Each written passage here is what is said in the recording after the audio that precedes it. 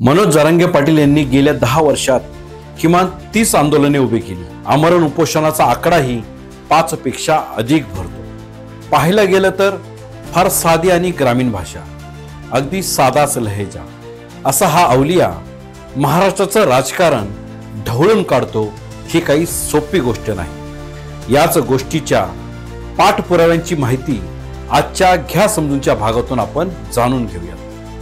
नमस्कार, मी प्रशांत तुमच्या सर्वांचं आजच्या घ्या समजूनच्या भागात स्वागत करतो। मराठा आरक्षणासाठीचं आंदोलन नक्की तीव्र कधी झालं यासाठी समजून घ्यावं लागेल ते म्हणजे मराठा आरक्षणाच्या मुद्द्यावर राजकीय हस्तक्षेप कुठून आणि कसा सुरू झाला। मराठा आरक्षण आंदोलनाला 2014 नंतर राजकीय पक्षांचा हस्तक्षेप वाढला। काँग्रेस आणि राष्ट्रवादी काँग्रेस हे दोन पक्ष प्रत्येक निवडणुकीत मराठा समाजाला पारंपरिक मतपेढी म्हणूनच मानत आले आहेत। यांनी 2024च्या आधी आरक्षणाचे आश्वासन दिले, परंतु ते लागू करू शकले नाही। 2014 मध्ये भाजप शिवसेनेचे सरकार सत्तेत आल्यानंतर मराठा क्रांती मोर्चाच्या दबावामुळे 2018 मध्ये एसीबीसी अंतर्गत 16% आरक्षण देण्याचा कायदा मंजूर झाला, परंतु सुप्रीम कोर्टाने 2021 मध्ये तो रद्द केला।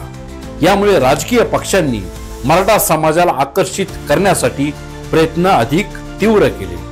हा हस्तक्षेप होत असताना अनेकांना एक मुद्दा वारंवार सतावतो, तो म्हणजे मनोज जरांगेंना ओबीसी कोट्यातूनच आरक्षण का हवे आहे। मनोज जरांगे यांचं म्हणणं आहे की मराठा आणि कुणबी हा एकच आहे।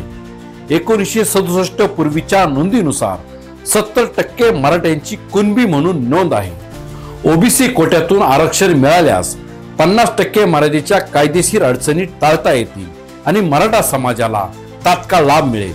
त्यांनी हैदराबाद, सातारा आणि बॉम्बे गॅझेट मधील नोंदींचा आधार घेऊन ही बाब मांडली होती। 20 फेब्रुवारी 2024 रोजी एकनाथ शिंदे सरकारने मराठा समाजाला एसीबीसी अंतर्गत 10% स्वतंत्र आरक्षण दिले।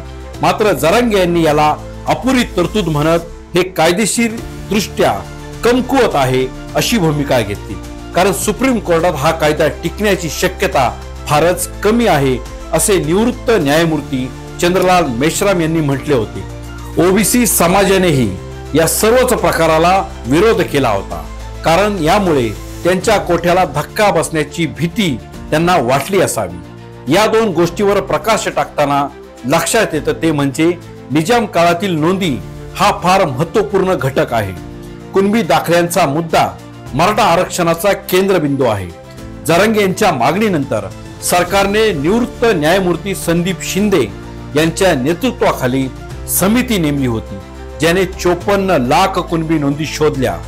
या नोंदी प्रामुख्याने निजामकालीन म्हणजेच हैदराबाद गॅझेट आणि ब्रिटिश कालीन कागदपत्रावर आधारित आहेत। या नोंदीनंतर सगळे सोयरे अर्थात नातेवाईक यांनाही कुणबी प्रमाणपत्र देण्याचा अध्यादेश 27 जानेवारी 2024 रोजी जारी झाला, परंतु ओबीसी नेत्यांनी याला तीव्र विरोध केला, कारण सगळे सोयरे अध्यादेश ज्याला मराठा आरक्षणामध्ये सुधारणा करत अध्यादेश 2024 असेही म्हणतात, हा मराठा समाजाला आरक्षण देण्यासाठी काढण्यात आलेला एक अध्यादेश होता। या अध्यादेशानुसार मराठा समाजातील ज्या व्यक्तींचे नातेवाईक अर्थात सगळे सोयरे निजामकालीन मराठवाड्यातील निजाम सरकारच्या सेवेत किंवा शिक्षण संस्थेत नोकरीला होते किंवा ज्यांनी त्यावेळी जमीन धारणा केली होती, अशा व्यक्तींनाही मराठा आरक्षणाचा लाभ मिळणार होता।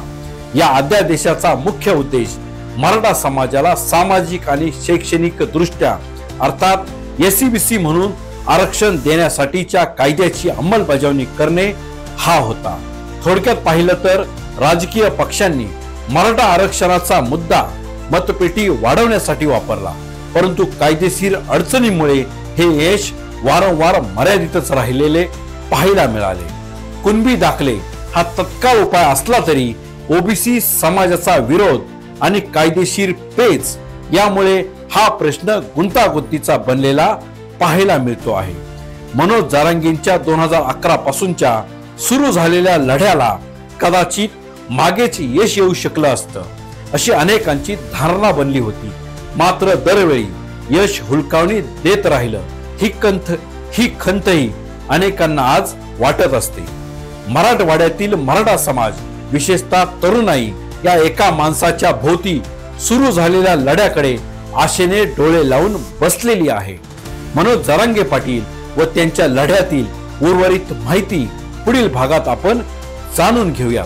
तोवर आजच्या या माहितीबद्दल तुमचं मत कमेंट करून आम्हाला नक्की कळवा।